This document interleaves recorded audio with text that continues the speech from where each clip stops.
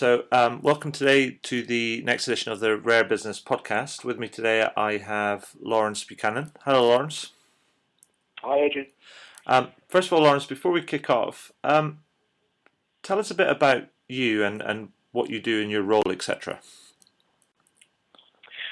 So I head up CRM and social CRM for Capgemini in the UK. I work across all of our different industry sectors and also all of our different technology providers. I take a completely agnostic view of the technology providers that we work with. I'm passionate about two things really. Firstly, customer centricity and really thinking outside in from the customer's perspective and not simply playing lip service to terms like the customer is king. And the second is disruptive technologies and how they impact the customer's experience and how organizations can firstly take advantage of some of the opportunities presented, but also mitigate some of the threats that they present. That's fantastic. Now, you mentioned there that you head up Capgemini's practice in the UK around CRM and social CRM, and that seems to be particularly high on the agenda right now. Why do you think that is, and what's changing around us to drive that? Yeah, look, I think social CRM is a really hot topic at the moment. Partly fueled by hype, partly fueled by the hype around social media at the moment. But if you look back at the last 3-5 years, the thing that is really clear is that we've been through a huge amount of change within the world of communications and connectivity. So you think about the widespread adoption of broadband and mobile broadband, the explosion of hardware devices that have grown up to tap into that connectivity. The iPad was only launched, close to a year ago, a little over. The iPhone almost created a new channel in itself. Add to that social networking, and suddenly these communication changes combined, I think, have quite drastically altered the customer interaction model that most organizations have. It's put a huge amount of power into the hands of consumers. They have never had this degree of connectivity, this access to information, and that for most organizations can be quite daunting really, because it challenges how quickly they can catch up with their consumers, how quickly they can engage with consumers on their terms, how ready they are to accept this handing over of control to consumers. And most organizations that we talk to are really trying to get their heads around this topic now, which I think is one of the drivers really for social CRM. Yeah, I mean, it seems to me that I wrote something earlier today that I posted up on the blog. It was based on a piece of research from one of your competitors. I'm sort of loath to say, but it was from IBM, and they did a piece of research which looked at the differences in perceptions about why customers want to engage in sort of social media, and it seemed to me there's a gap that companies are struggling with, and that gap is very much around businesses are wanting to reach out to their customers to give them more information, try and build community, do all those different things, but the customers are looking at it from a very, very different perspective in large amount. Is there just a different mindset, and businesses are just catching up? Is that the big thing? Look, I've read the piece of research that you're referring to. I think it's excellent. I think it's a really interesting document, actually. The thing that comes out at me for that is that most businesses, when they're dipping their toes in the water of social media, when they're starting out for the first time, I'm talking really large organizations rather than startups starting from scratch with a whole new mindset. Most large organizations that are entering this space tend to bring the same mindset to these new disruptive technologies. So they view social media, for example, in their first step through a marketing-centric lens, and they typically apply their old models of outbound blast marketing. So they open a Facebook account, a Twitter account, a YouTube account, and they blast out their traditional marketing material on those accounts. Now, we know perfectly well that can be a recipe for disaster. That can go horribly wrong.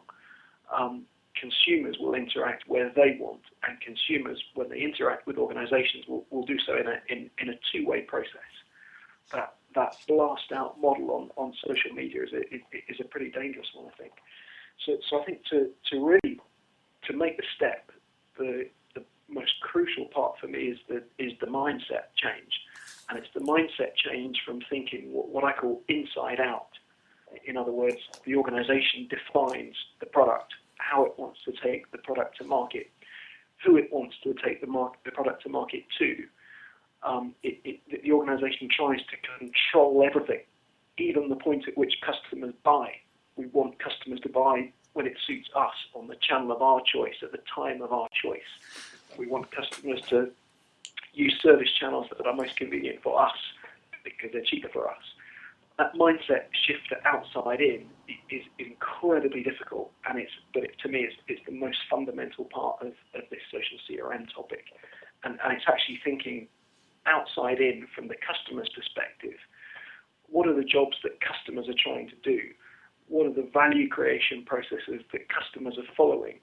And how can we enable customers to create value in a better way?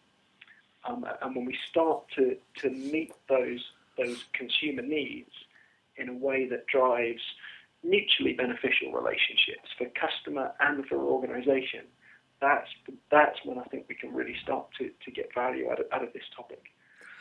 Yeah, that makes sense. I mean, going back to what you said, there's a difference between how, say, startups or smaller businesses approach it and how large corporates approach it.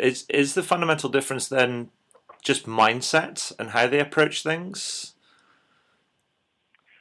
I think to some extent that the startups have it quite easy in this space. If you look at where all the majority of the really successful examples in what we would call social CRM at the moment are people like giffgaff, the telco startup owned by Telefonica Group, Threadless.com. And those companies start up with a mentality of outside in from day one, and they engineer their entire business on that principle. So giffgaff, as a telco SIM-only provider, started with a community forum before they had a product. So they engaged potential consumers. They asked them what they liked and disliked about mobile phone tariffs. They designed their product and service offering with the customer at the heart from the very outset. Now, having started from that platform, they extended that through to marketing, sales, service. So within service, for example, customers answer each other's problems on the community forum, but the majority of their service is peer-to-peer. And peer-to-peer service for them has an average response time 24/7 of under 3 minutes. So the positive participation of customers in what is inherently quite a negative industry, the telco industry, is incredible at the moment.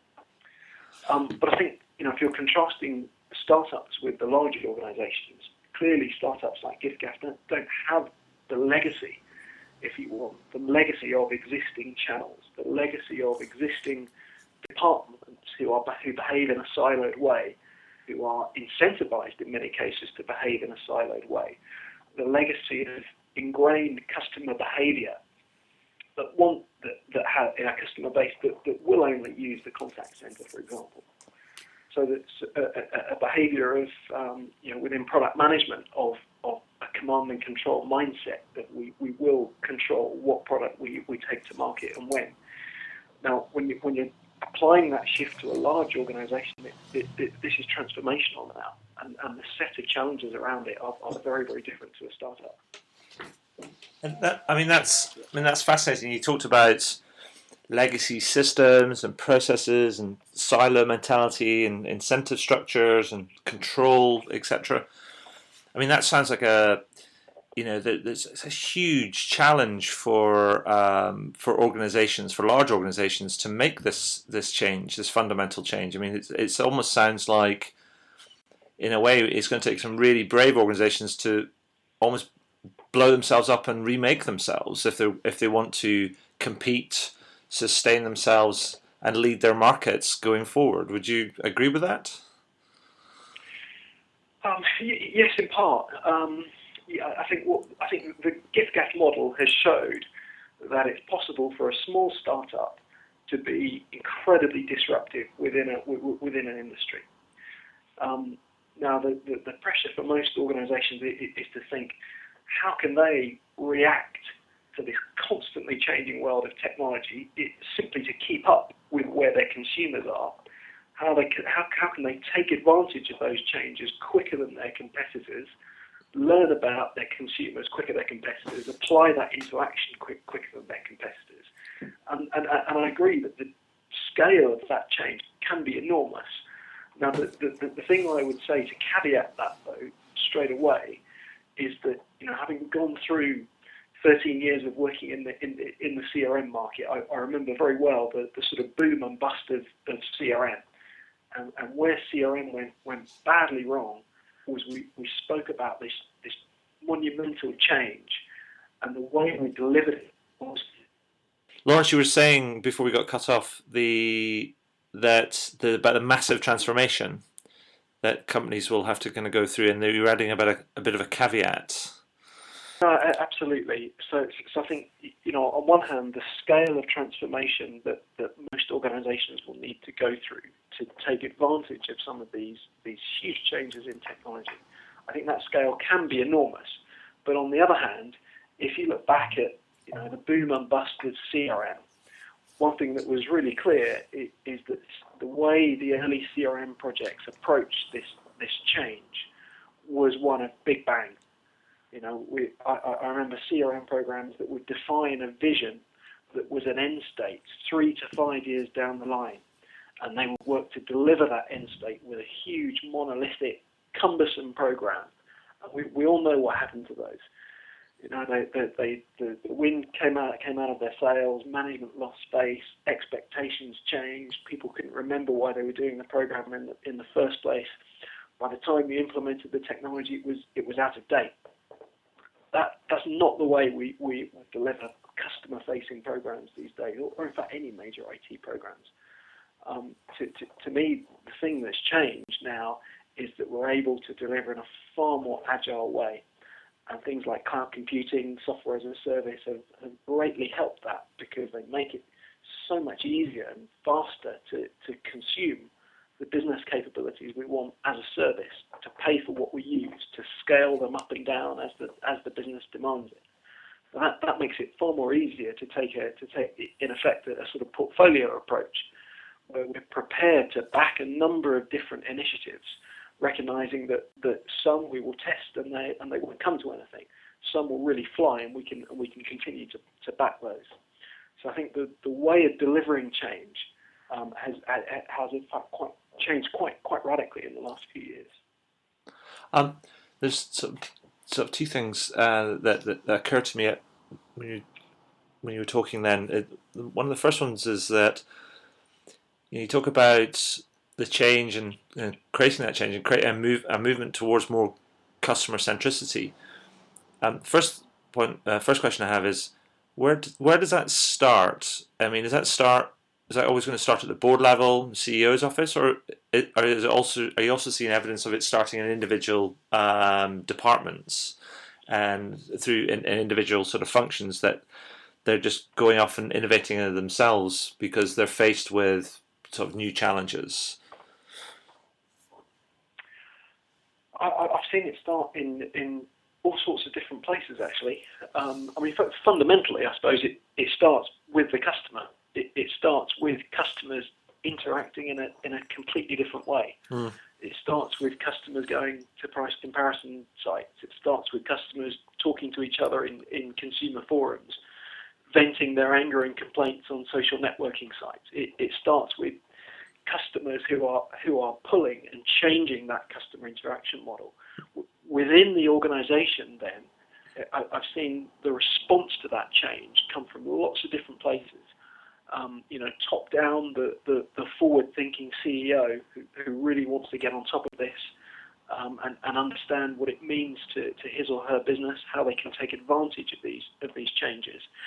Versus, at a departmental level, without question, I think software as a service has created almost a sort of rogue IT department where individual managers, fed up, frustrated with the slowness at which their own technology organisations can respond to their business needs, are simply going out and contracting directly to these service providers to get the capabilities they want to be able to respond to the consumer.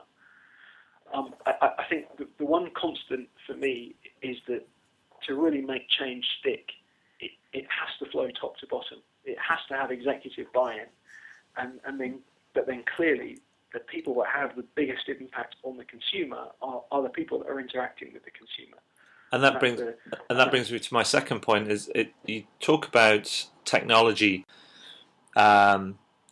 changing, and from lessons learned from the last sort of big wave of CRM, and it was people were implementing big systems, and by the time that was all finished, they were out of date, but they're moving to more of an agile model, and use of cloud computing resources and software as a service, etc.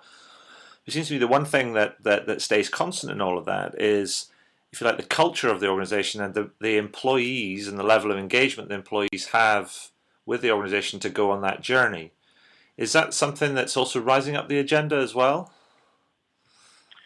Yeah, no question at all. It's employees that at ground level make the difference to the customer, and that's as simple as the way people are incentivized, the silos within the organisation, the way in which that they collaborate, the culture of the organisation. But if we talk about customer centricity, but then we talk about building long-term customer relationships, which CRM has always been about. Social CRM doesn't change that in any way. That's easily broken by, for example, incentivizing our salespeople to close a deal before the end of the quarter because it suits us, because it helps us meet our revenue targets, even if it's not necessarily in the best interest of the customer long term. That manifests itself in call center agents measured on average call handle time, who hang up on every fifth customer just to improve their stats. These behaviours have a much greater impact on the consumer than any technology, I think. And you mentioned something about hitting revenue targets. I mean, that means that there is a, if you like, a bit of a, CEOs have a bit of a dichotomy in front of them, because particularly if they're publicly quoted companies, when you're reporting to the market, and the market's always looking for revenue targets on a quarterly basis or an annual basis. But then you've got the way the market is going, and it's sometimes possibly a little bit slower, a bit more organic, and that's a real sort of dilemma, isn't it? It is, absolutely. People at every level behave how they're measured, but long term, if the CEO's job is to provide value to the shareholders, I think we've got to start thinking about the customer base as an asset, in the same way that we'll be thinking about a factory as an asset. Yeah. And we need to invest in that asset, we need to maintain that asset, we need to grow that asset. And over time, I suspect that will deliver much greater value to shareholders than taking such a short-term mentality to customers that we don't care if they buy something today and fail to pay their bills tomorrow because we've made our numbers this quarter. And apart from some of the companies that you've mentioned, say that they're doing very disruptive things, say like GIFGAF and Threadless, for example, who have you seen, say in the UK, that you think are taking a much longer view of the relationship and market sort of trends to start to build their organisation sort of for the future, as it were? Yeah, it's a very difficult question. I think you see across most industries, you can see some organisations that are thinking that way. So you see a lot of the marketing messages coming out in financial services, for example, on the TV adverts are around rewarding customers who are there for the long term rather than giving special offers just for new customers. That's quite a common theme at the moment in financial services advertising. You look at organisations like Sky, for example, who for the last few years under Jeremy Darroch as CEO have had this huge target and public target to get 10 million customers by 2010. But now their focus is shifting, and they're telling the city, okay, we've got that target of 10 million customers now. What do we do with them? How do we ensure that we build longer-term relationships with each customer? We expand our share of wallet with each customer. So you see that their focus is changing, actually, from one around pure customer acquisition to one now around improving retention, improving share of wallet, improving using service as a differentiator. It's and so, I mean, does that? Given it was a difficult question, that sort of implies to me that actually we're at the beginning of a massive change and a huge wave that's going to sweep across many industries. Would you agree with that? And therefore, the change is not necessarily now. We've only just almost like dipped our toe in the water, but actually it's the next few years where things are going to shift radically for companies. Yeah, I think if you look back at the last few years, the one thing that's constant, and you take the last few years and those changes I described earlier, the explosion of hardware devices, the huge growth of social networking sites, and in fact the rise and fall of some social networking sites. We barely speak of MySpace, Second Life these days. Everything is Twitter and Facebook. Yeah, sure. If you look back at that time, the one constant for me is constant change. And that's a trend for me that is absolutely going to continue.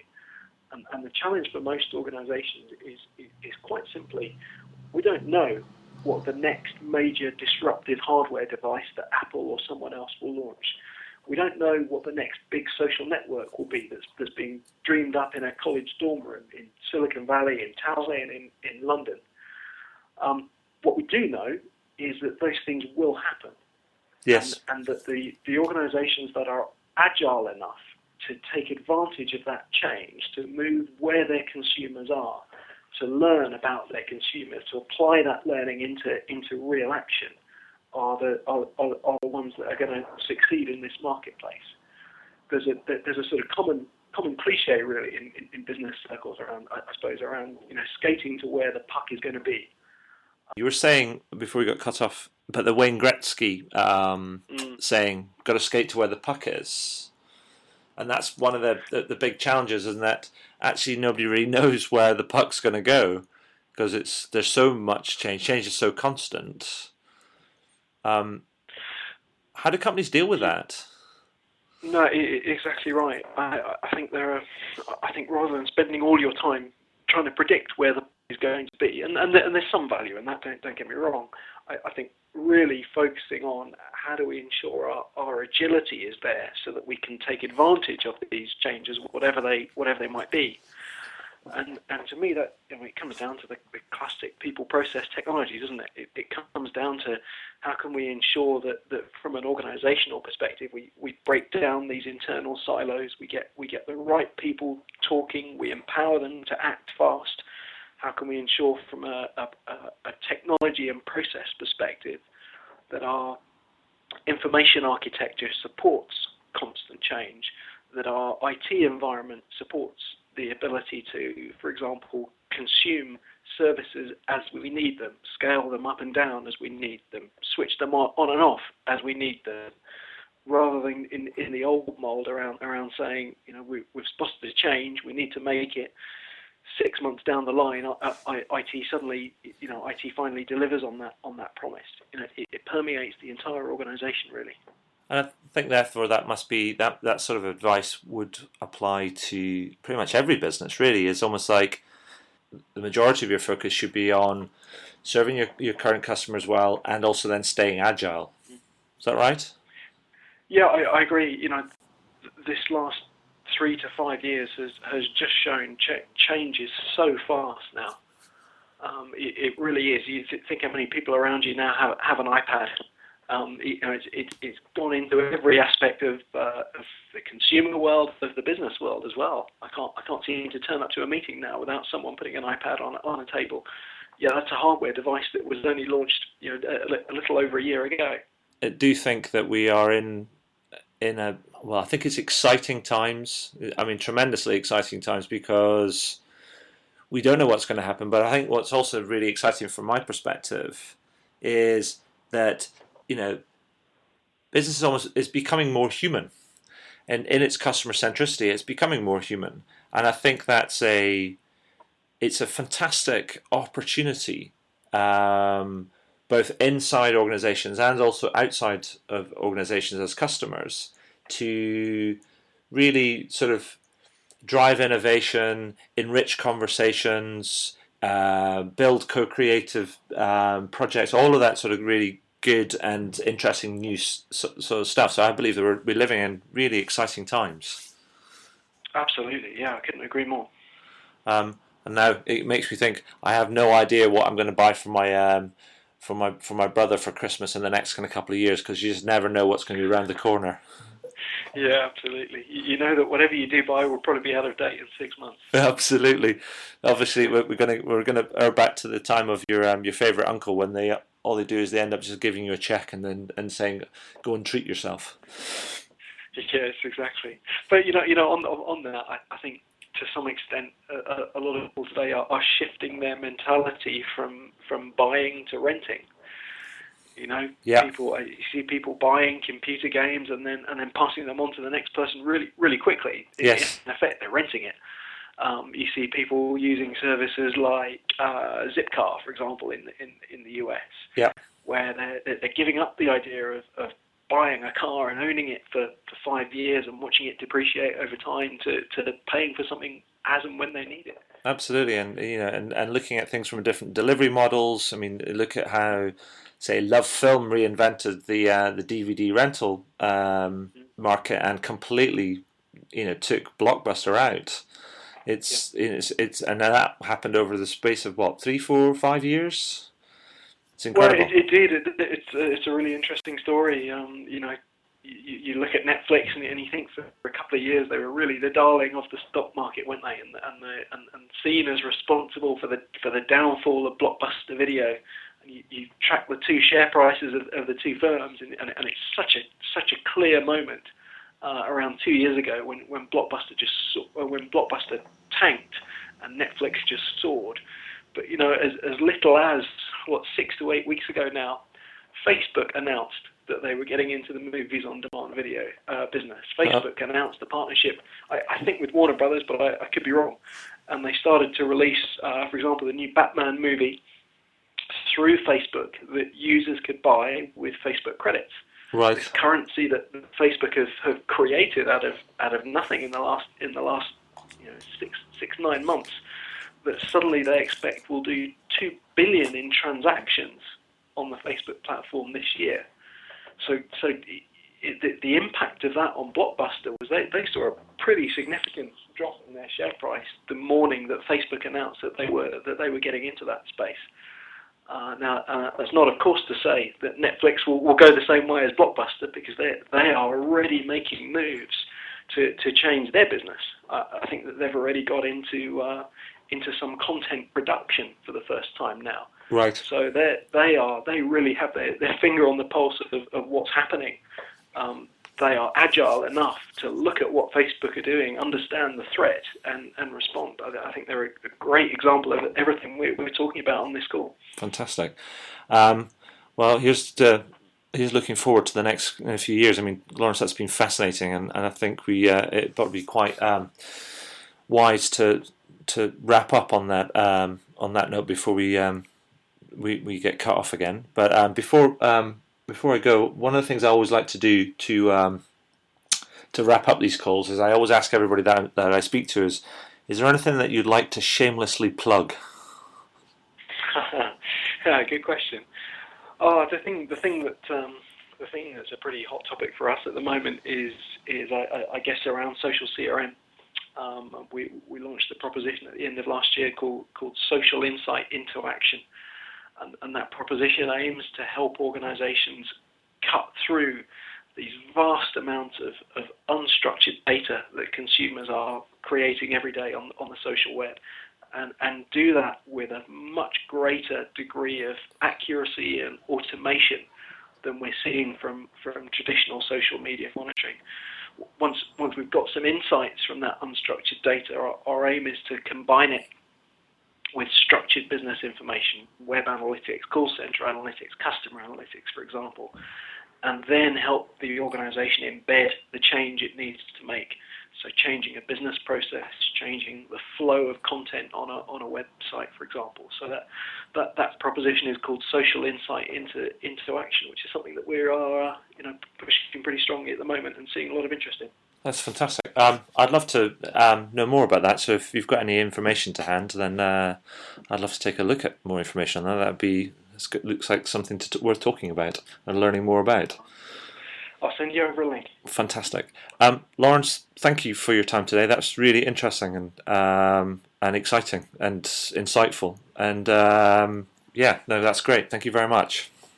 Pleasure. Thanks for your time.